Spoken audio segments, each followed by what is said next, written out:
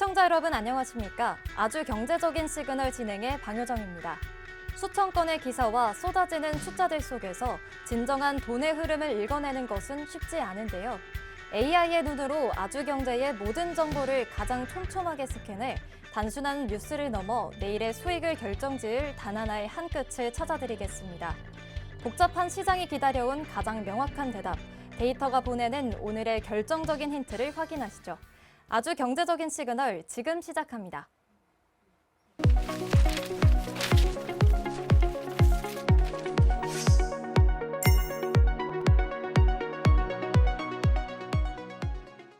여러분 안녕하세요. 복잡한 정보도 쏙쏙 짚어드리는 오늘 분석에 오신 걸 환영합니다. 자, 요즘 주식시장 보시면서 코스닥 진짜 왜 이렇게 잠잠하지? 하고 답답하셨던 분들 참 많으시죠? 그래서 오늘은요, 이 꽉 막힌 코스닥 시장에 엄청난 활력을 쫙 불어넣어줄 이른바 기술 대어들의 본격적인 출격에 대해 한번 제대로 펼쳐보겠습니다. 본격적인 이야기에 앞서서 우리가 이 질문부터 던져봐야 할 것 같아요. 도대체 올해 IPO 시장 왜 이렇게까지 조용했던 걸까요? 사실 이유는 아주 명확합니다. 연초부터 우리 투자자들의 시선을 단번에 확 사로잡고 어마어마한 자금을 끌어모을 만한, 그러니까 시장 전체를 멱살 잡고 끌고 갈 만한 확실한 무게감을 가진 대형 거래가 싹 말랐었거든요. 메가턴급 딜이 없으니까 당연히 투자 열기도 식고 자금줄도 오랜 가뭄이 온 것처럼 꽉 막혀버린 거죠. 그런데 여러분, 이제 이 지루했던 분위기가 완전히 180도 뒤집힐 준비를 하고 있습니다. 전문가들이 이렇게 축 처진 시장을 단숨에 살려낼 만한 기업을 부를 때 쓰는 아주 찰떡 같은 비유가 있죠. 네, 바로 대여입니다. 낚시할 때 잡는 그 대여 맞습니다. 이게 그냥 시가총액 덩치만 큰 회사를 말하는 게 아니고요. 엄청난 돈, 그러니까 막대한 유동성을 쫙 빨아들이면서 바닥까지 가라앉았던 투자 심리까지 한 방에 확 끌어올릴 수 있는 거대한 잠재력을 가진 기업을 뜻하거든요. 그리고 마침내 지금 무려 3마리나 되는 거대한 기술 대어들이 이 메마른 코스닥이라는 바다로 힘차게 헤엄쳐 들어오고 있습니다. 자, 그럼 그 첫 번째 하반기 최대어부터 만나보시죠. 바로 인제니아 테라퓨틱스입니다. 여기서 우리가 잠깐 짚고 넘어가야 할 게 이른바 시간의 법칙인데요. 보통 일반적인 국내 기업들이 상장 예비 심사를 받을 때는 딱 45 영업일이 주어지거든요. 그런데 인제니아 같은 외국 기업은 아무래도 훨씬 더 깐깐하고 철저하게 들여다봐야 하니까 최대 65 영업일이라는 꽤 긴 시간이 걸립니다. 사실 인제니아가 지난 1월 30일에 이미 심사 청구서를 냈거든요. 그러니까 그 길고 지루했던 65일간의 깐깐한 검증 시간이 이제 드디어 끝이 보인다는 겁니다. 업계 얘기에 따르면 바로 이번 주에 그 깐깐하다는 거래소 실무 검토 결과의 윤곽이 마침내 드러난다고 하네요. 이 회사의 핵심을 딱 3가지로 요약해볼까요? 먼저 인제니아는 미국을 기반으로 한 아주 탄탄한 바이오 벤처라는 점, 그리고 국내 탑티어죠. 삼성증권이 주관사를 떡하니 맡아서 전폭적으로 상장 준비를 마쳤다는 겁니다. 근데 이게 왜 그렇게 중요하냐고요? 만약에 이번 주에 심사 결과가 긍정적으로 딱 나오잖아요? 이건 그냥 외국계 기업 하나가 상장하고 끝나는 게 아닙니다. 그동안 굳게 닫혀있던 하반기 바이오 IPO 시장 전체의 빗장을 완전히 박살내고 활짝 열어젖히는 엄청난 촉매제가 될 거기 때문이죠. 이어서 두 번째 대어로 넘어가 보겠습니다. 한편의 영화 같은 극적인 반전 스토리를 가진 알츠하이머 치료제 개발 기업, 바로 아델입니다. 아델의 지금까지 행보를 보면요, 와, 진짜 짜릿한 반전 드라마가 따로 없습니다. 원래 이 회사가 코스닥의 기술 특례로 상장하려고 기술성 평가를 받았는데 사업성 입증이 좀 부족하다는 이유로 뼈아프게 한번 똑 떨어진 적이 있었거든요. 상장 준비하는 벤처기업 입장에선 이거 진짜 멘탈이 나갈 법한 타격이잖아요? 그런데 이분들 거기서 절대 주저앉지 않았습니다. 실패를 딛고 일어나서 글로벌 빅파마하고 엄청난 규모의 기술 이전 계약을 보란듯이 터뜨려버렸고요. 그 기세를 몰아서 대규모 투자 유치까지 단숨에 싹쓸이 해버렸습니다. 그래서 지금은 당당하게 전문평가기관을 통해서 기술성 평가 재심사를 밟고 있죠. 진짜 엄청난 회복력이자 완벽한 전략적 재기라고 할 수 있습니다. 방금 말씀드린 그 눈부신 반전 스토리, 그걸 가능하게 만든 결정적인 한 방이 바로 이 숫자입니다. 무려 1조 5,300억 원. 어마어마하죠? 아델이 자신들의 핵심 무기인 타오 항체 후보 물질 ADL201을 가지고 글로벌 제약사 사노티와 그야말로 초대형 기술 이전 계약을 체결한 겁니다. 과거에 기술성 평가에서 떨어졌던 그 아픈 기억을 이 조 단위의 엄청난 계약 한 방으로 아주 깔끔하게 씻어내버린 거죠. 우리 기술력이 이 정도 세계적인 수준이다라는 걸 이 막대한 숫자로 완벽하게 증명해낸 셈입니다. 그리고 그 거대한 계약의 결과는요, 지체 없이 바로 시장에 엄청난 호평으로 직결됐습니다. 자, 이 4천억 원에 보실까요? 사노피랑 계약을 맺고 나서 아델이 지난달에만 무려 490억 원 규모의 프리 IPO, 그러니까 상장 전 지분 투자를 아주 기가 막히게 유치했거든요. 그런데 이 자금 유치 과정에서 시장에 매겨준 아델의 기업 가치가 무려 4천억 원으로 껑충 뛰었다는 겁니다. 한번 고배를 마셨던 기업이라도 이렇게 압도적인 글로벌 계약 한번 터트려 주니까 시장에서 얼마나 극적으로 평가가 뒤바뀌는지 보여주는 아주 완벽한 증거죠. 자, 이제 바이오를 넘어 마지막 세 번째 대열을 만나볼 차례네요. 요즘 가장 핫한 AI 시대의 다크호스, 레블럽입니다. 웨블럽이 도대체 뭐라는 회사냐고요? 흔히 아는 단순한 챗봇이나 가벼운 단편적 AI 서비스 만드는 곳이 절대 아닙니다. 이들은 무려 거대한 AI 인프라 그 자체를 다루고요. 나아가서 요즘 완전 대세 중의 대세죠. 거대 언어 모델, 즉 LLM을 아주 효율적으로 관리하고 최적화해주는 전문 소프트웨어 기업입니다. 이런 탄탄한 기술력을 바탕으로 NH투자증권을 대표 주관사로 딱 내세운 레블럽은요, 바로 이번 주에 정식으로 상장 예비심사 청구서를 들이밀면서 본격적인 코스닥 입성 레이스의 출발선에 당당하게 섰습니다. 그렇다면 이 묵직한 대여급 기업들의 본격적인 출격, 과연 우리 IPO 시장에는 어떤 새로운 활력을 불어넣게 될까요? 우리가 지금까지 살펴본 인제니아, 아델, 레블업, 이 세 마리의 대여들이 도대체 어떻게 시장의 오랜 가뭄을 싹 해결한다는 걸까요? 이에 대해 한 금융투자업계 전문가가 아주 핵심을 찌르는 말을 했습니다. 바로 기술력과 실적 과시성을 확보한 기업들의 참여로 자금 유입의 선순환 구조를 회복할 것이라는 거죠. 그러니까 이게 단순히 덩치 큰 회사가 상장하고 끝, 이런 얘기가 아닙니다. 글로벌 시장에서 이미 검증받은 압도적인 기술력에다가 눈에 보이는 확실한 실적까지 갖춘 기업들이 떡하니 등장해주니까 지금까지 밖에서 맴돌며 관망하던 그 막대한 유동성이 매력을 느끼고 다시 코스닥 안으로 맹렬하게 빨려 들어오게 된다는 겁니다. 좋은 회사가 자금을 부르고 그 자금이 또 다른 투자를 부르는 완벽한 선순환이 마침내 복원되는 거죠. 오늘 저와 함께 살펴본 이 흥미진진한 자금과 기술의 흐름들, 앞으로 우리 투자 지형도를 어떻게 획기적으로 바꿔놓을지 생각만 해도 정말 짜릿하지 않으신가요? 자, 그럼 마지막으로 여러분의 뇌리에 깊이 남을 만한 질문 하나를 던지면서 오늘 분석을 마무리해볼까 합니다. 과연 이 세 마리의 막강한 대여들이 굳게 잠겨있던 코스닥의 빗장을 완전히 풀고 마침내 궁극적인 유동성의 대폭발을 일으킬 수 있을까요? 다가오는 몇 주 동안 차트의 역동적인 움직임과 이 기업들의 상장 행보를 두 눈 크게 뜨고 예의주시하시기 바랍니다. 복잡한 정보도 재미있고 명쾌하게 짚어드린 오늘 분석은 여기까지입니다. 함께해 주신 여러분 진심으로 감사합니다. 여러분, 주식시장을 보다 보면 진짜 고개가 갸우뚱해질 때가 있죠?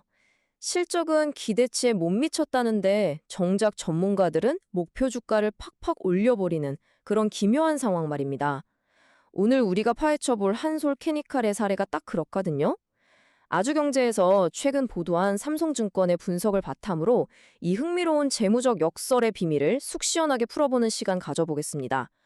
과연 어떤 숨은 동력이 있길래 이런 엄청난 호평이 쏟아진 걸까요? 자, 바로 들어가 보죠. 자, 42만 원. 이 어마어마한 숫자부터 한번 짚고 넘어가 볼까요? 이게 바로 삼성증권이 새롭게 쾅 찍어준 한솔케미칼의 목표 주가입니다.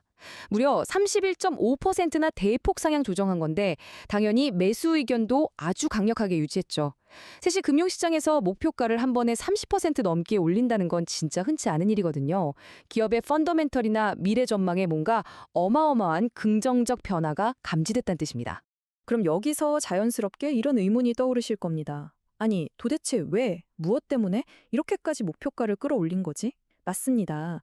단순히 장밋빛 희망회로만 돌려서는 절대 나올 수 없는 수치잖아요. 도대체 애널리스트들의 이 엄청난 기대감을 정당화해주는 근거가 뭔지 지금부터 하나하나 뜯어보겠습니다. 그런데 여기서 진짜 흥미로운 모순이 하나 등장합니다. 1분기 실적을 딱 까봤더니 매출액은 2,319억 원으로 작년보다 11%나 뛰었어요. 시장 예상치에 완벽하게 부합하는 훌륭한 성적표죠. 하지만 문제는 영업이익이었습니다. 444억 원으로 작년보단 7% 올랐지만 시장 기대치인 컨센서스를 8.5%나 밑돌았거든요. 한마디로 물건은 잘 팔아서 매출은 냈는데 막상 남는 장사는 제대로 못했다는 겁니다. 참 아이러니하죠. 그럼 도대체 왜 이익이 이렇게 깎였느냐? 크게 세 가지 일시적인 역풍이 확 불어닥쳤습니다. 첫째로 글로벌 유가가 오르면서 원재료비 부담이 확 커졌고요.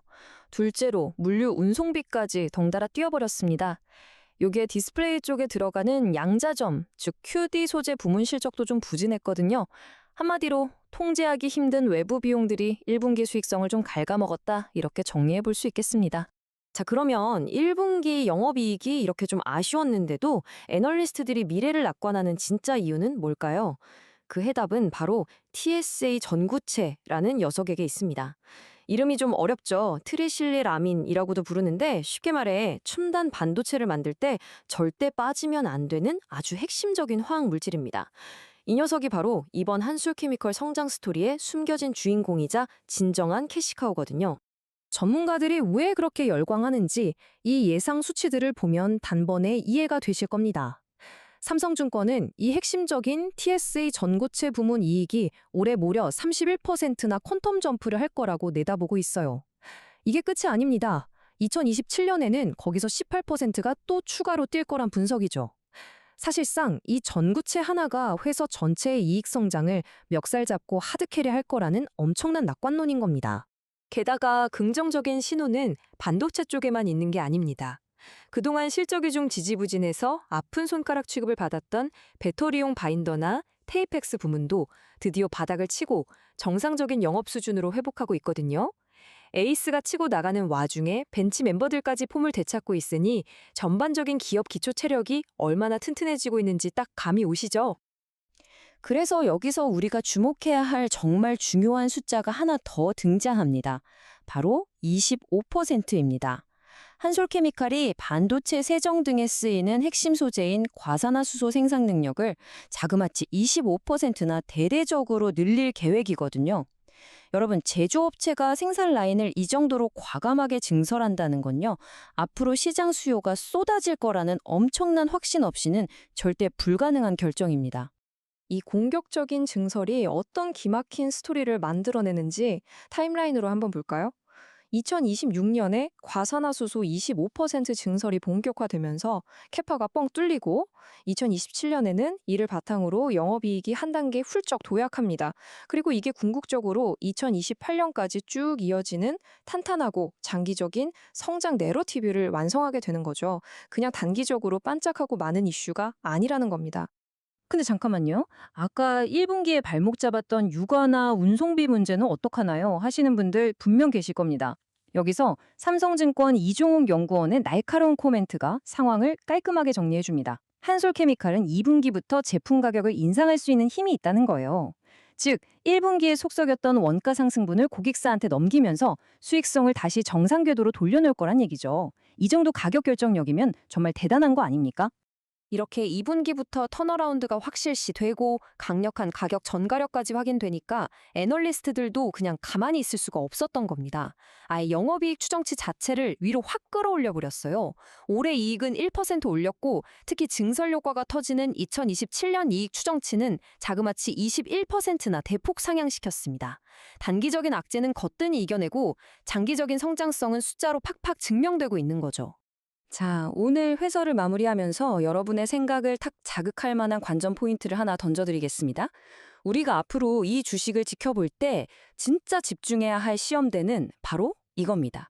과연 한솔케미칼은 끊임없이 요동치는 글로벌 원가 압박 속에서도 이 강력한 가격 결정력을 잃지 않고 2028년까지의 저 야심찬 성장 스토리를 현실로 만들어낼 수 있을까요? 앞으로 이 기업의 행보가 진짜 흥미진진해질 것 같지 않나요? 이 질문의 답을 함께 추적해 보시죠. 끝까지 함께 해주셔서 감사합니다. 여러분 안녕하세요. 오늘 우리가 파헤쳐볼 자료는요, LS증권에서 발표한 아주 흥미로운 대우건설 분석 리포트입니다. 대우건설의 단순히 집 짓는 회사를 넘어서 글로벌 에너지 인프라 기업으로 완전히 탈바꿈하고 있다는 사실 알고 계셨나요? 이들이 도대체 어떻게 시장의 판도를 뒤흔들고 있는지 거두절미하고 바로 핵심으로 들어가 보죠. 화면에 떡하니 적혀 있는 이 숫자 119.4%. 네, 맞습니다. 엄청난 수치죠. 대우건설이 1분기의 시장의 실적 기대치를 무려 119%나 넘어서면서 그야말로 완벽하게 박살 내버렸다는 뜻입니다. 말 그대로 엄청난 어닝 서프라이즈를 기록한 거죠. 실제 돈으로 따져보면 체감이 확 되실 겁니다. 이 차트를 한번 보세요. 당초 시장에서 전문가들이 예상한 1분기 영업이익은 1,165억 원 정도였거든요. 그런데 뚜껑을 열어보니 실제로는 무려 2,556억 원이 찍힌 겁니다. 작년 같은 기간이랑 비교해도 68.9%나 뛰어오른 엄청난 성장이죠. 아니, 대체 어떻게 갑자기 이런 대박 실적을 낼 수 있었던 걸까요? 이런 미친 듯한 실적과 앞으로의 어마어마한 성장 가능성을 보고 LS증권의 김세련 연구원은 이 주식에 대해 당당하게 매수 의견을 유지했습니다. 목표 주가는 45,000원으로 꽉 못 박았고요. 자, 그럼 여기서 궁금해집니다. 이 45,000원이라는 숫자는 도대체 어떻게 계산해서 나온 걸까요? 45,000원이라는 목표가를 뽑아내기 위해 분석가가 쓴 방법은 바로 부분 합산 가치 평가, 전문 용어로는 SOTP라고 부르는 방식입니다. 쉽게 말해서 회사를 하나의 거대한 퍼즐이라고 생각하고요. 원전, 플랜트, 건축 같은 각각의 퍼즐 조각들이 따로따로 분리되어 있을 때 장기적으로 얼마의 가치가 있는지 평가한 다음 그걸 싹 다 합쳐보는 거죠. 그런데 말이죠. 이 1분기 깜짝 실적 뒤에는 빅베스라는 아주 치밀한 전략이 숨어 있었습니다. 말 그대로 묵은 때를 시원하게 목욕하면서 벗겨내는 건데요. 작년 연말에 공사 지연이나 미분양 같은 골칫거리 손실들을 선제적으로 장부에 확 반영해서 다 털어내버린 겁니다. 한마디로 새 출발을 위해 청소를 싹 해둔 덕분에 이번 분기부터는 군더더기 없이 깔끔하고 강력한 이익 턴어라운드를 보여줄 수 있었던 거죠. 물론 일회성 정산이익도 있었고 원가 조정 영향도 약간 있긴 했어요. 하지만 우리가 진짜로 정말로 주목해야 할 핵심은 따로 있습니다. 바로 주택이랑 플랜트 부문에서 남아있는 일감, 즉 잔고 마진이 당초 예상했던 것보다 정말 훨씬 빠르게 회복되고 있다는 겁니다. 이건 단순히 운이 좋아서가 아니라 기업의 뼈대가 되는 근본적인 돈 버는 체력이 다시 탄탄해지고 있다는 아주 확실한 신호거든요. 자, 이제 재무 상태가 얼마나 건강해졌는지 확인했으니 이 높은 기업 가치를 이끌어가는 첫 번째 핵심 성장 동력을 살펴보죠. 바로 팀코리아 원전 모멘텀입니다. 대우건설은 지금 글로벌 시장을 장악하기 위해 엄청나게 공격적으로 움직이고 있습니다. 그 신호탄이 될 체코 두코바니 원전 시공 프로젝트, 이거 수주가 진짜 코앞까지 다가왔거든요. 여기서 끝이 아닙니다. 베트남 닌투언성에서 진행되는 거대한 2기 규모의 제2 원전 프로젝트까지 아주 굵직굵직한 파이프라인을 꽉 쥐고 강력한 모멘텀을 만들어내고 있습니다. 원전만 있는 게 아닙니다. 이들의 투자 매력도를 확 끌어올리는 두 번째 구조적 성장 동력, 바로 글로벌 LNG 시장으로의 전략적인 진출입니다. 이들의 플레이북을 보면 정말 기가 막힙니다. 아주 치밀해요. 지금 당장 파푸아뉴기니에서 추가 LNG 수주를 따내려고 집중하고 있는데요. 이게 왜 중요하냐? 여기서 쌓은 확실한 시공 실적을 아주 중요한 디딤돌로 삼아서 궁극적으로는 알래스카 LNG를 포함해 정말 돈이 되는 거대한 북미 시장을 뚫고 들어가겠다는 겁니다. 완벽한 큰 그림이죠. 이걸 시간 순서대로 쫙 펼쳐놓고 보면 장기적인 궤적이 훨씬 더 명확해집니다. 당장 2026년에 보여주는 빠르고 강력한 이익 턴어라운드를 시작으로 해서요. 앞으로 몇 년간은 글로벌 원전이랑 LNG 프로젝트 수주 릴레이가 쭉쭉 이어질 겁니다. 그리고 마침내 2033년쯤 되면 원전 파이프라인에서 나오는 매출이 그야말로 최고점을 찍는 엄청난 성장 곡선을 그리게 되는 거죠. 자, 이제 이 분석을 마무리하면서 시장이 저울질해야 할 수조 원의 가치가 달린 궁극적인 질문은 딱 이겁니다. 대우건설이 지금의 이 엄청난 모멘텀을 지렛대 삼아서 진입장벽이 그렇게나 높다는 북미 에너지 인프라 시장의 거물로 완벽하게 자리 잡을 수 있을까요? 이들의 과감한 에너지 전환 전략이 앞으로 어떤 결과물들을 만들어낼지 우리 모두가 정말 흥미롭게 지켜봐야 할 것 같습니다. 오늘 우리가 진짜 흥미롭게 들여다볼 분석 자료가 하나 있습니다. 최근 시장에서 엄청난 화제를 모았던 리포트죠. 바로 SK증권에서 나온 SK스퀘어 가치평가 보고서입니다. 숨겨진 엔진, SK스퀘어의 가치 상승 파헤치기. 복잡해 보이는 시장의 흐름을 데이터로 아주 명확하게 그리고 아주 쉽게 한번 풀어보겠습니다. 자, 바로 시작해볼까요? 일단 이 숫자부터 보고 가시죠. 145만 원. 네, 145만 원입니다. SK증권이 SK스퀘어에 대해 매수 의견을 굳건히 유지하면서 새로 제시한 목표 주가예요. 시장이 깜짝 놀랐죠. 아니, 대체 무슨 근거로 이렇게 파격적인 가치 평가를 내린 걸까요?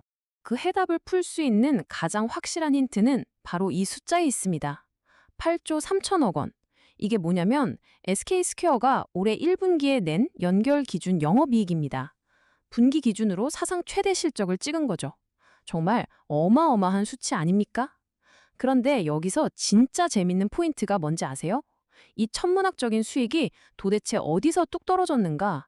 바로 그 수익 구조를 들여다볼 때 나타납니다. 아주 독특하거든요. 첫 번째 파트, 숨겨진 엔진 SK하이닉스와의 연결고리입니다.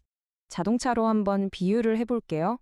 SK스퀘어가 시장이라는 도로 위를 달리는 크고 튼튼한 차량이라면 그 차를 앞으로 미친 듯이 쏘아 올리는 강력한 엔진은 차체 내부에 따로 들어 있습니다. 이걸 이해하려면 지분법 이익이라는 걸 아셔야 하는데요. 용어가 좀 딱딱하죠? 쉽게 말해서 이렇습니다. 내가 어떤 회사에 지분을 갖고 있으면 그 회사가 돈을 벌었을 때 내 지분율만큼 내 장부의 이익으로 적는 거예요. 즉, SK스퀘어가 낸 사상 최대 이익 8조 3천억 원은 자기가 직접 장사를 해서 번 게 아니라 자회사가 벌어들인 막대한 돈이 고스란히 장부에 반영된 결과라는 뜻입니다. 비율을 보면 딱 감이 오실 겁니다. 보세요. SK스퀘어 전체 지분 가치의 무려 98.6%가 단 하나의 회사, 바로 SK하이닉스입니다. 나머지는 고작 1.4%밖에 안 돼요. SK증권 최관순 연구원이 날카롭게 짚었듯이 사실상 SK스퀘어는 SK하이닉스라는 글로벌 반도체 거인을 싣고 달리는 거대한 금융 운송 수단이라고 봐도 무방한 겁니다. 그럼 이게 앞으로 실적에 어떤 영향을 줄까요? 지난해 SK하이닉스 순이익이 약 42조 9천억 원이었거든요. 근데 올해 예상치는 무려 205조 원으로 점쳐지고 있습니다. 거의 폭발적인 성장 아닙니까? 아까 말씀드린 지분법 이익 원리 기억하시죠? 자회사의 이런 엄청난 실적 폭발은 모회사인 SK스퀘어의 실적을 멱살 잡고 끌어올리는 가장 강력한 엔진 부스트가 되는 겁니다. 두 번째 파트로 넘어가 보겠습니다. 시장의 작동 원리, 베타 해독하기입니다. 자, 여기서 다들 이런 생각하실 거예요. 아니, 엔진이 그렇게 좋으면 굳이 차를 살 필요 없이 그냥 그 엔진 자체, 즉 하이닉스 주식을 직접 사면 되는 거 아니야? 여기서 우리가 베타라는 개념을 좀 알아야 합니다. 베타가 뭐냐면 이 주식이 시장이나 기초자산 움직임에 얼마나 민감하게 펄쩍펄쩍 뛰는지를 보여주는 수치예요. 쉽게 말해서 두 회사 주가가 수학적으로 얼마나 탄력 있게 묶여서 움직이는지를 보여주는 지표라고 보시면 됩니다. 주가가 오르는 상승장일 때의 52주 베타 값을 보면 진짜 흥미롭습니다. 엔진인 SK하이닉스는 상대적으로 낮고 안정적으로 쓱 올라가는 반면 차량인 SK스퀘어는 더 높은 베타를 띠면서 주가가 훨씬 가파르게 쫙 치고 올라갑니다. 최연부한 분석에 따르면 역사적으로 하이닉스 주가가 오를 때 비율상으로는 스퀘어 주가가 훨씬 더 다이나믹하게 뛰었다는 거예요. 방향이 같다면 수익률을 극대화하고 싶을 때 높은 베타를 가진 SK스퀘어가 꽤 매력적인 카드가 되는 셈이죠. 세 번째 파트, 스마트 머니, 기관 수요와 규제입니다. 근데 주가 탄력성만 좋다고 기관들이 몰려드는 건 아닙니다. 시장을 뒤흔드는 아주 강력한 룰이 하나 있거든요. 바로 단일 종목 편입 한도 규제입니다. 일종의 컴플라이언스 룰인데 기관 투자자들은 리스크 분산 때문에 자기 펀드 안에 특정 주식을 정해진 비율 이상 담을 수가 없어요. 다시 말해 하이닉스가 아무리 미친 듯이 오르는 우량주라도 기관 장바구니 한도를 꽉 채워버리면 법적으로 단 한 주도 더 살 수가 없다는 겁니다. 이 규제가 시장에서 어떤 연쇄 반응을 일으키는지 볼까요? 첫째, 반도체 호황으로 하이닉스 시총이 무섭게 커집니다. 둘째, 펀드 내 비중이 차버리니까 기관들은 편입 한도 규제라는 벽에 딱 부딪히죠. 셋째, 수익은 더 내고 싶은데 법을 어길 순 없으니까 다급하게 대체 투자처를 찾습니다. 그리고 마지막, 하이닉스랑 가치가 98.6% 똑같이 움직이는데 포트폴리오 한도는 텅텅 비어있는 SK스퀘어로 뭉칫돈이 폭포수처럼 쏟아져 들어오게 되는 겁니다. 규제가 만들어낸 폭발적인 매수세인 거죠. 마지막 네 번째 파트, 큰 그림, 전략적 지분과 시사점입니다. 자, 이제 눈앞의 숫자를 넘어서 기업의 진짜 속내를 들여다볼게요. 지배력 유지 20% 지분. SK증권 리포트는 SK스퀘어가 하이닉스 지분을 무조건 최소 20% 이상은 철통같이 지켜낼 거라고 강조합니다. 왜 하필 20%를 절대적으로 사수해야만 하는 걸까요? 그 이유를 세 단계로 짚어보죠. 1단계, 지금 해외 주식 예탁 증서, 즉 DR 발행을 적극 추진하며 글로벌로 나가는 중요한 타이밍입니다. 2단계, 이렇게 중요한 국면에 모 회사가 핵심 자회사의 경영권을 뺏기거나 흔들리면 절대 안 되겠죠? 그래서 3단계, 경영권 방어를 위한 법적, 전략적 마지노선인 최소 지분 20%를 아예 자물쇠 채우듯 꽉 잠가두는 겁니다. 이건 투자자들한테 우리는 시장이 어떻게 변하든 이 황금알 낳는 거위를 절대 내다 팔지 않을 거다라는 강력한 구도적 신뢰를 주는 메시지이기도 합니다. 결국 이 모든 입체적인 분석을 통해서 최관순 연구원은 아주 명쾌한 결론을 내립니다. SK하이닉스가 더 오를 것 같다면 SK스퀘어 비중도 같이 늘리는 전략이 맞다. 오늘 우리가 쭉 짚어본 근거들 있잖아요. 가파른 수익을 주는 높은 베타, 기관들의 한도 규제가 낳은 매수 낙수 효과, 그리고 절대 포기할 수 없는 20%의 경영권 방어 논리. 이 모든 게 톱니바퀴처럼 완벽하게 맞물려서 바로 이 한 줄의 결론을 탄탄하게 받쳐주고 있는 겁니다. 자, 오늘 분석을 마무리하면서 여러분 스스로에게 던져볼 만한 진짜 재밌는 질문 하나 남겨드릴게요. 시장이 엄청난 호황을 누릴 때 여러분은 그냥 그 강력한 엔진만 사시겠습니까?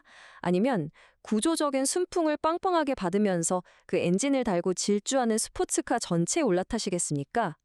오늘 살펴본 이 시장의 역학 구조가 모 회사와 자회사 간의 투자를 결정할 때 아주 훌륭한 렌즈가 되었기를 바랍니다.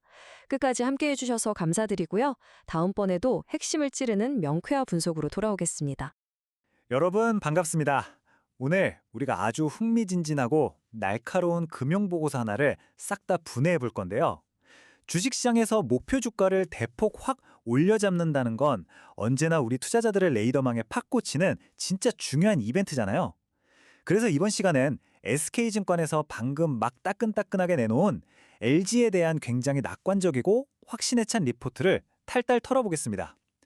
단순히 목표가 숫자가 올랐네 하고 넘길 게 아니라 도대체 어떤 짱짱한 근거와 논리가 숨어 있길래 이런 자신감 넘치는 전망이 나왔는지 제가 하나하나 짚어드릴게요. 자, 다들 집중할 준비 되셨죠? 자, 그럼 본격적으로 파헤쳐 볼까요? 오늘 짚어볼 가장 핫한 뉴스, 바로 핵심 숫자부터 보겠습니다. SK증권의 최관순 연구원이 LG의 목표 주가를 기존 11만 원에서 무려 14만 원으로 컹총 끌어올렸어요. 이거 비율로 따져보면 거의 30% 가까이 팍 올린 엄청난 상향 조정이거든요. 게다가 투자 의견, 흔들림 없이 강력한 매수를 꽉 유지했습니다. 아니 도대체 애널리스트들은 LG의 어떤 숨겨진 무기를 봤길래 이렇게 공격적으로 목표가를 올려잡았을까요?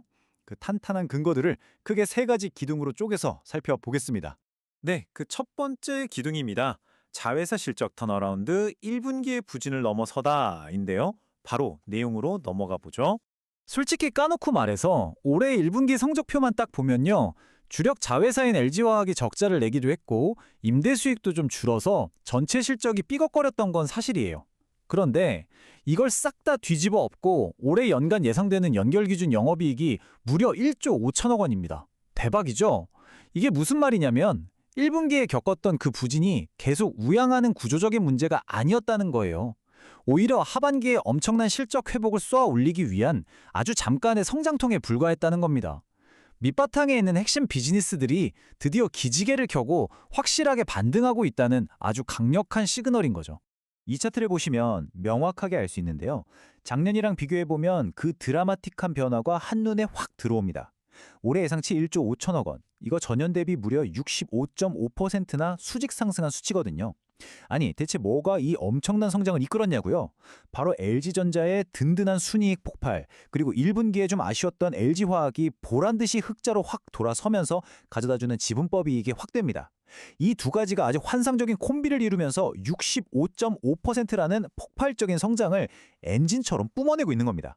자, 이제 좀 딱딱한 회사 실적 얘기는 접어두고 우리 지갑이랑 직결되는 두 번째 기둥으로 넘어가 보겠습니다. 강력한 주주 환원 정책, 투자자를 위한 실질적인 혜택입니다. 여기서 정말 흥미로운 부분은 바로 이겁니다. 숫자들을 우리 현실로 끄집어내 볼게요. 일단 64.9%라는 엄청난 배당 성향 보이시나요? 이게 단순히 배당금만 많이 준다는 게 끝이 아니에요. 워낙 안정적으로 배당 정책을 유지하다 보니까 정부가 정한 배당소득 분리과세 대상에 쏙 들어가서 쏠쏠한 세금 혜택까지 챙길 수 있다는 거죠. 진짜 실속 있죠. 게다가 올해 상반기 안에 회사가 갖고 있는 자사주의 2%를 확 불태워 없앤다고 합니다. 시장에 굴러다니는 주식 수가 줄어들면 당연히 우리가 들고 있는 주식 가치는 쏙쏙 올라가겠죠. 마지막으로 1분기 기준 무려 1조 3천억 원이라는 어마어마한 현금 뭉치를 쥐고 있어요. 이 두둑한 지갑, 우리 주주들을 위해 언제든 쏠 수 있는 실탄이 꽉 채워져 있다는 뜻입니다. 이제 톤을 좀 바꿔서 약간 재무탐정 빙의를 해볼까요? 세 번째 기둥, AI 모멘텀과 밸류에이션 매력, 숨겨진 자산 언락하기입니다. 미래 성장성을 엿볼 차례죠. 리포트를 쓴 SK증권 최관순 연구원이 딱 이렇게 코멘트를 남겼어요. LG AI 연구원이 정부 독자 파운데이션 모델 프로젝트를 통해 경쟁력을 확인한 점도 중장기 기대 요인이다. 여러분 이거 진짜 한 글자 한 글자 곱씹어 봐야 합니다. 사실 우리가 LG 하면 왠지 전통적인 화학 공장이나 백색가전 만드는 그런 묵직한 대기업 이미지가 강하잖아요. 그런데 이 분석이 짚어낸 팩트는요. LG가 단순히 과거에 머물러 있는 기업이 아니라 국가 단위의 굵직한 인공지능 파운데이션 모델을 구축할 정도로 엄청난 AI 기술력을 입증받은 아주 진지하고 파워풀한 장기 플레이어라는 걸 못 받고 있는 겁니다. 그러니까 여기서 가장 핵심적인 포인트는요. 실적 빵빵하게 턴어라운드 하고 있죠. AI라는 미래 무기까지 장착했죠. 그런데 지금 LG의 주가 순자산 비율, 즉 PBR이 고작 0.6배 수준에 찰싹 엎드려 있다는 겁니다. 회사가 가진 순수 자산 가치보다도 주가가 한참 밑에서 거래되고 있다는 뜻이에요. 이 말인즉슨 지금 주가가 말도 안 되게 싸서 밸류에이션 매력이 철철 넘칠 뿐만 아니라 혹시라도 시장이 흔들리더라도 든든한 바닥 역할을 해준다는 겁니다. 떨어질 룸은 꽉 막혀 있고 올라갈 룸은 뻥 뚫려 있는 진짜 훌륭한 방어막이라는 거죠. 자, 이제 오늘 해설의 클라이맥스입니다. 자회사 실적 V자 반등 찍었고요. 주주 환원 화끈하게 준비됐고 AI 모멘텀까지 탔는데 주가는 절대적으로 싸다? 여기서 우리는 가장 도발적인 질문을 던질 수밖에 없습니다. 아까 말씀드린 자사주 소각이 끝나고 나면 1분기 기준 무려 1조 3천억 원에 달하는 금고 속 막대한 현금. 과연 LG는 이걸 어떻게 써서 주가를 저 우주 위로 쌓아올리는 궁극적인 재평가, 즉 리레이팅을 터뜨릴까요? 이 엄청난 현금 실탄이 과연 어떤 혁신적인 투자로 갈지 아니면 또 다른 서프라이즈 주주 환원으로 돌아올지 그 전략이 공개되는 순간이 주가 폭반의 강력한 방아쇠가 될 겁니다. 여러분, 이 거대한 자금의 다음 타겟 절대 놓치지 말고 끝까지 지켜보시길 바랍니다. 오늘 분석은 여기까지입니다. 이 내용들이 여러분의 성공 투자에 큰 도움이 되길 바랍니다. 자, 여러분, 환영합니다. 오늘 우리가 아주 깊게 파헤쳐볼 주제가 하나 있는데요. 기업의 지배구조나 내부 규정, 솔직히 겉으로만 보면 좀 딱딱하고 지루한 서류 작업처럼 느껴지잖아요. 하지만 오늘은 다릅니다. 이 평범해 보이는 규정 하나가 사실은 거대한 빙산의 일각에 불과하거든요. 그 수면 아래에 얼마나 거대한 세대 교체와 치열한 권력 이동의 체스 게임이 숨겨져 있는지 아시게 되면 아마 깜짝 놀라실 겁니다. 자, 그럼 바로 본론으로 들어가 보겠습니다. 본격적인 이야기에 앞서서 이 질문부터 한번 던져보죠. 키움증권처럼 시장에서 막강한 영향력을 가진 거대한 금융회사가 도대체 왜 갑자기 리더가 사라지는 상황에 대비해서 이런 빠른 대응 계획을 급하게 만들어야 했을까요? 단순히 최악의 상황을 대비하는 뻔한 위기관리 매뉴얼일까요? 아니면 뭔가 더 큰 변화가 다가오고 있다는 전략적인 신호인 걸까요? 오늘 우리의 목표는 바로 이 질문에 대한 답을 찾는 겁니다. 첫 번째 파트, 새로운 비상응계 규정입니다. 일단 언론을 통해 밖으로 드러난 뉴스 내용부터 짚고 넘어가 볼까요? 회사는 기존 승계 조항에서 아예 따로 떼어내서 이사회가 즉각적으로 움직일 수밖에 없는 아주 강력한 비상 버튼을 만들었습니다. 조건들도 굉장히 구체적이고 치명적이에요.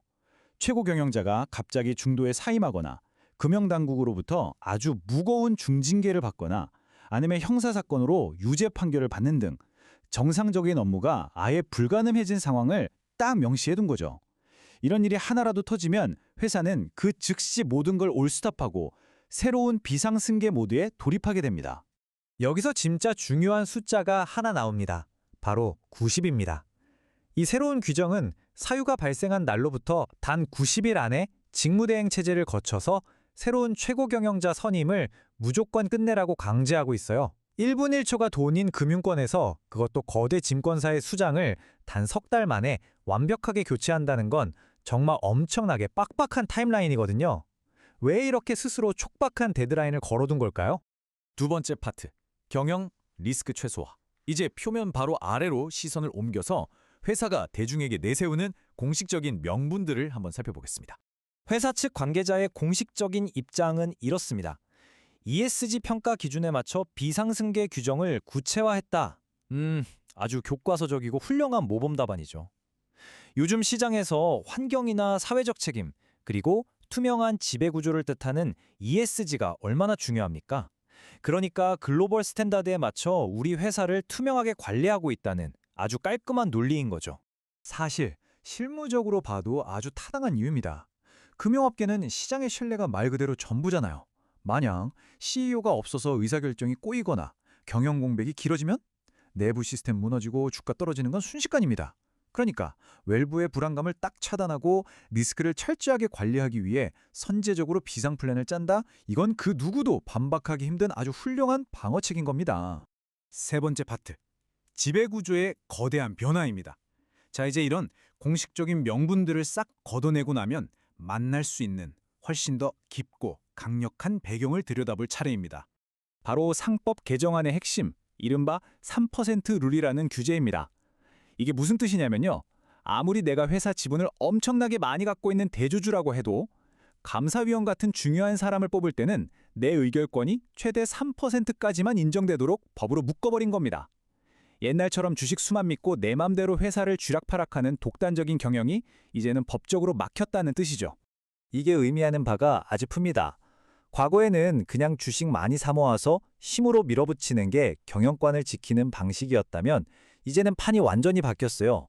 지분이 아무리 많아도 외부에서 보기에 객관적이고 투명하게 제도화된 승계 시스템을 갖춰놓지 않으면 경영권을 방어할 수 없는 시대가 온 겁니다. 기업들이 울며 겨자 먹기로라도 이런 엄격한 자체 규정을 만들어야만 하는 진짜 속사정이 바로 여기에 있는 거죠. 네 번째 파트, 승계 로드맵입니다. 자, 드디어 우리는 빙산의 가장 깊은 밑바닥에 도착했습니다. 이 모든 복잡한 규제 변화와 제도 정비의 중심에는 결국 한 사람을 위한 거대한 마스터 플랜이 자리 잡고 있습니다. 현재 상황은 한번 세팅해 볼까요? 그룹을 일궈낸 창업주 김익래 전 회장이 경영일선에서 물러나며 왕자가 비워졌습니다. 그리고 1984년생인 그의 아들 김동준 대표에게 바통을 넘기기 위한 아주 조심스럽고 거대한 세대 교체 작업이 본격적으로 막을 올린 거죠. 후계자의 이 치밀한 상승 과정을 한번 따라가 보시죠. 2014년 다우기술 이사로 시작해서 다우데이터 전무 키움 PE 대표를 거치며 착실하게 경험을 쌓습니다. 그리고 마침내 2023년 핵심 계열사인 키움증권 이사회에 진입하는 데 성공하죠. 심지어 이사회 공동의장 자리까지 오릅니다. 그야말로 철저하게 계산된 엘리트 코스를 밟으며 그룹 권력의 한가운데로 들어온 겁니다. 자, 여기서 오늘 이야기의 가장 핵심적인 숫자 하나가 등장합니다. 33.13%. 김동준 대표가 그룹 지배구조의 꼭대기에 있는 이머니라는 회사의 지분을 무려 33.13%나 거머쥐고 있다는 건데요. 이게 단순한 숫자가 아닙니다. 이미 권력의 마스터키를 손에 쥐었고 후계자로서 필요한 구조적 지배력을 거의 완성 단계까지 끌어올렸다는 가장 결정적인 증거인 거죠. 이걸 보면 기업 승계의 마스터 클래스라고 할 만합니다. 딱 4단계로 요약해 볼까요? 1단계, 지주사 지분을 통한 확실한 지배력 확보. 이미 끝났죠. 2단계, 이사회에 들어가서 실질적인 영향력 장악하는 거. 이것도 완료했습니다.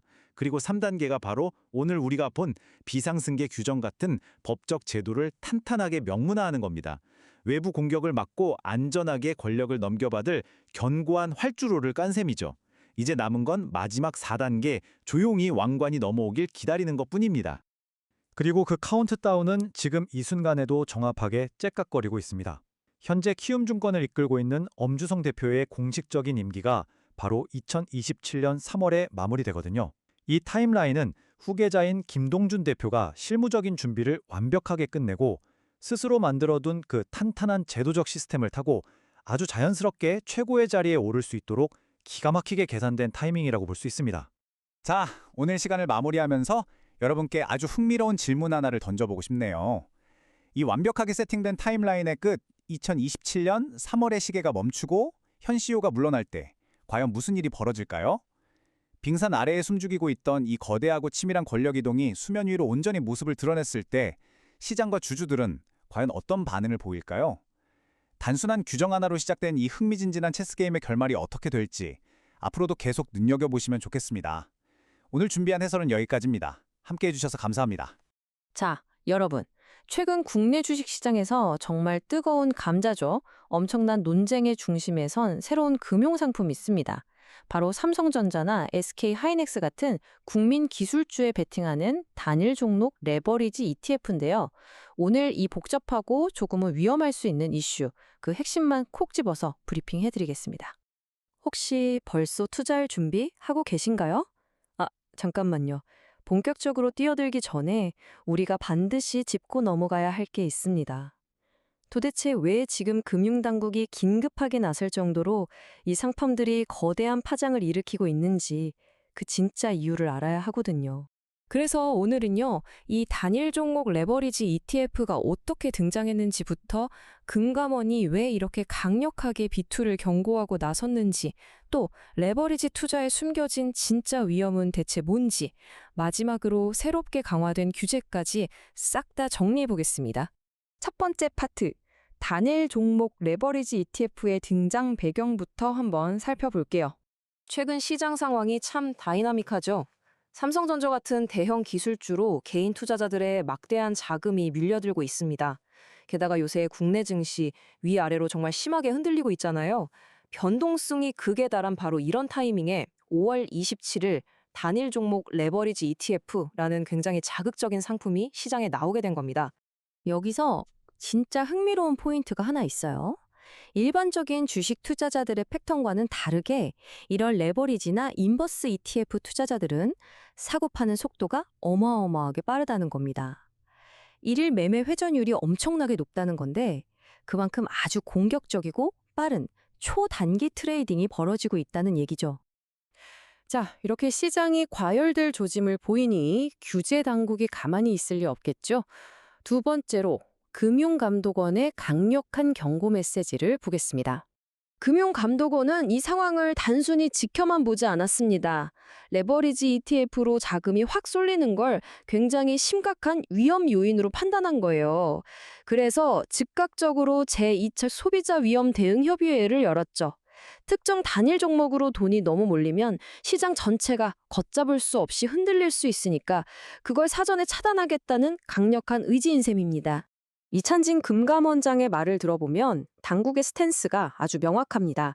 금융회사가 무리한 비투를 부추기거나 일부 핀플루언서들이 시장을 교란하는 행위에 대해서는 엄청나게 높은 수준의 경각심을 갖고 대응하겠다고 밝혔거든요. 시장의 자유는 존중하지만 선을 넘는 과도한 투기는 절대 좌시하지 않겠다는 단호한 경고인 겁니다. 그럼 도대체 왜 그렇게까지 걱정하는 걸까요?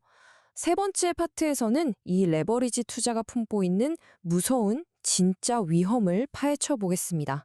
여러분, 혹시 음의 복리 효과라고 들어보셨나요? 이게 진짜 무서운 수학적 함정인데요. 예를 들어서 주가가 오를 거라는 방향성을 완벽하게 맞췄다고 쳐볼게요.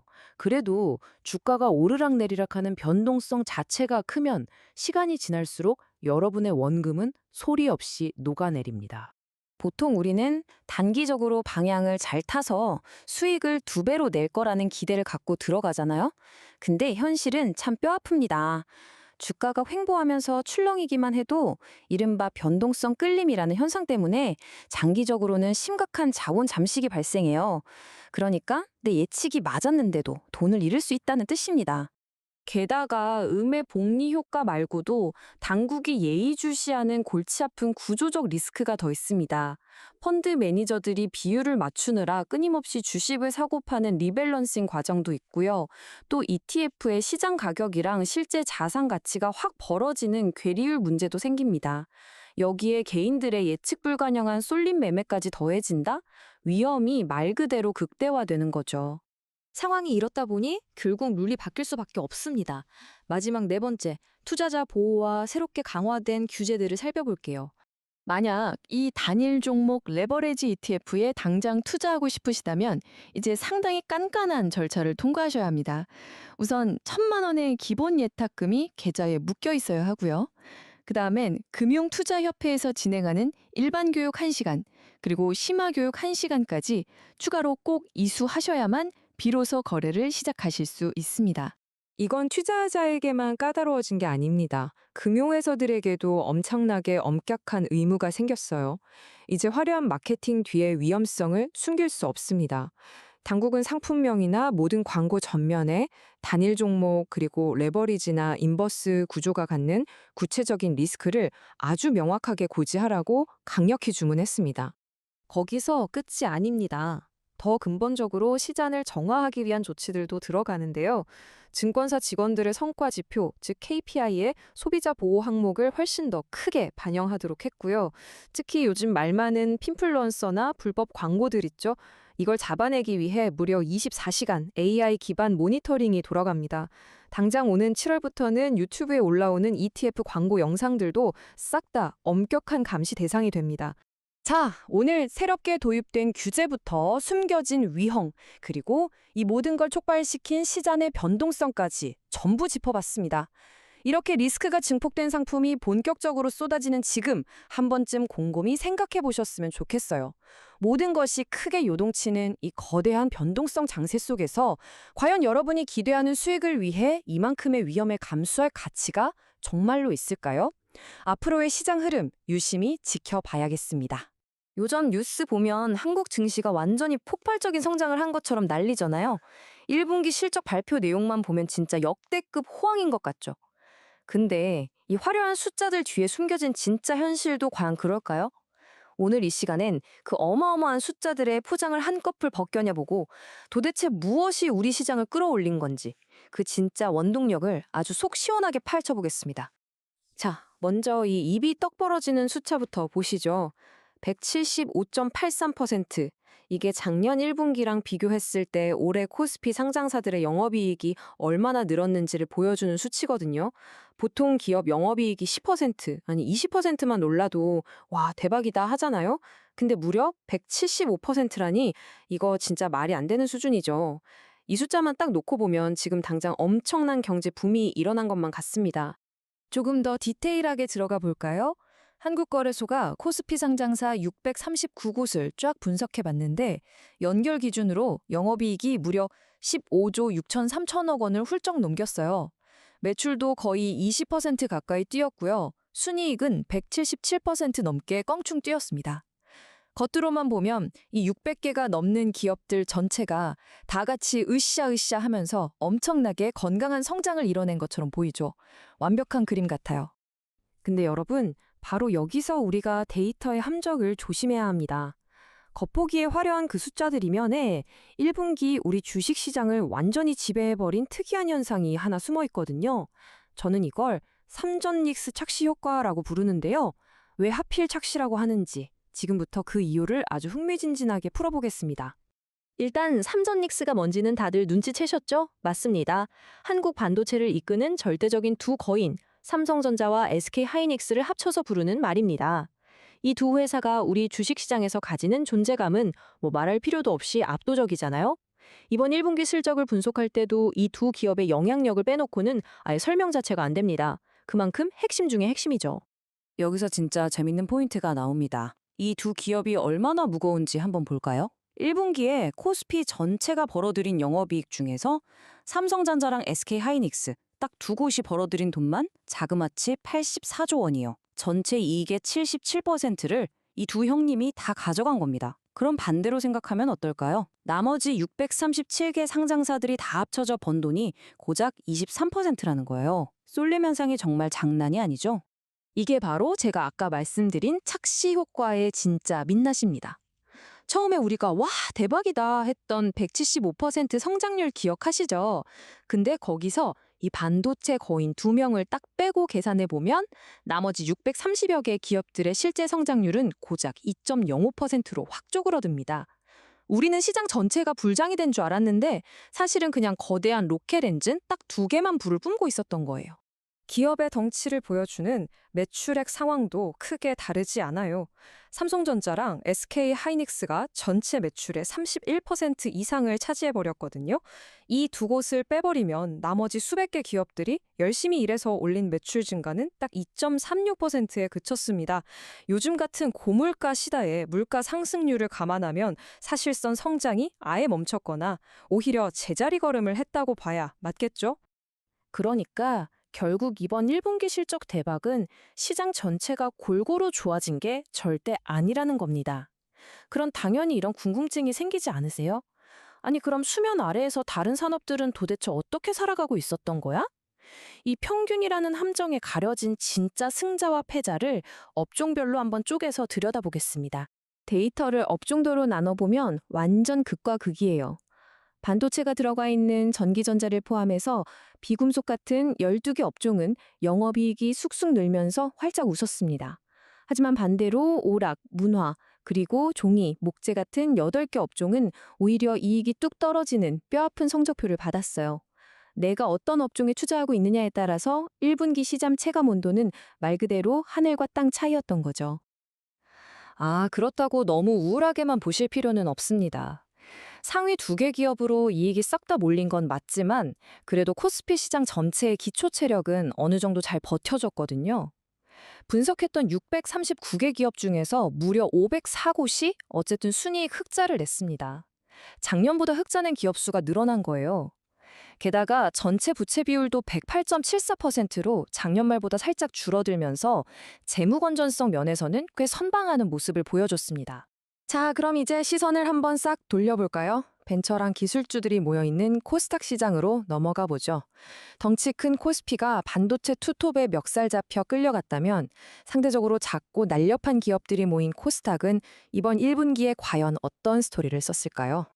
콜스닥도 분위기 엄청났습니다. 무려 1,200개가 넘는 콜스닥 상장사들의 영업이익을 다 합쳐봤더니 작년보다 78%나 훌쩍 뛰어서 4조 1천억 원을 넘겼어요. 매출도 21% 넘게 올랐고요. 순이익은 무려 171%나 급증했습니다. 10개 기업 중 6개 꼴로 흑자를 내면서 아주 짭짤하고 탄탄하게 수익을 챙긴 거죠. 회사가 돈을 얼마나 알짜로 벌었냐를 보여주는 수익성 지표도 확 좋아졌습니다. 코스닥 시장 영업이익률이 4.86%, 순이익률이 5.22%를 찍었는데 이게 작년이랑 비교하면 엄청 유의미하게 오른 거거든요. 쉽게 말해서 물거나 팔았을 때 남겨먹는 마진이 그만큼 쏠쏠해졌다는 뜻입니다. 덩치도 키우고 내실도 아주 야무지게 다진 셈이죠. 하지만 이렇게 시원시원한 성장 뒤에는 약간의 청구서가 날아왔습니다. 122.03%. 이게 뭐냐고요? 바로 코스닥 상장사들의 1분기 부채 비율입니다. 작년 연말이랑 비교해보면 무려 9%포인트 이상이나 훅 뛰어오른 수치예요. 아까 코스피 시장은 빚이 좀 줄었다고 했잖아요. 완전 정반대죠. 성장을 위해서 빚을 쫙 끌어다 썼거나 그만큼 재무적인 압박이 커졌다는 뼈아픈 시그널입니다. 자, 이번 분석을 쭉 정리해 보면서 우리는 데이터가 던지는 아주 묵직한 질문 하나를 마주하게 됩니다. 코스피 영업이익 175% 폭등이라는 그 엄청난 환상이 사실은 반도체 거인 딱 2곳이 만들어낸 거대한 착시였다면 말이죠. 과연 이렇게 변동성 심한 특정 반도체 사이클에 우리 시장 전체가 극단적으로 기대고 있는 이 상황을 어떻게 봐야 할까요? 이게 글로벌 무대에서 우리만의 압도적인 핵심 무기일까요? 아니면 언제 터질지 모르는 대다수 기업들의 치명적인 아킬레스건일까요? 화려한 숫자 뒤에 가려진 우리 경제의 진짜 모습을 지금 당장 냉정하게 다시 들여다봐야 할 때입니다.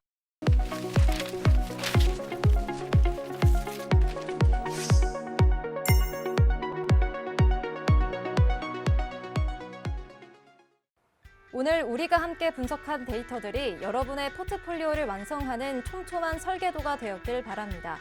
휘발되는 뉴스가 아닌 수익으로 증명될 시그널을 남기는 시간이었는데요. 시장이 멈춘 시간에도 아주경제의 AI는 멈추지 않고 데이터를 쌓아가겠습니다. 더 날카로운 분석, 더 선명한 전략으로 다시 인사드리겠습니다. 지금까지 아주 경제적인 시그널이었습니다. 시청해주신 여러분 고맙습니다.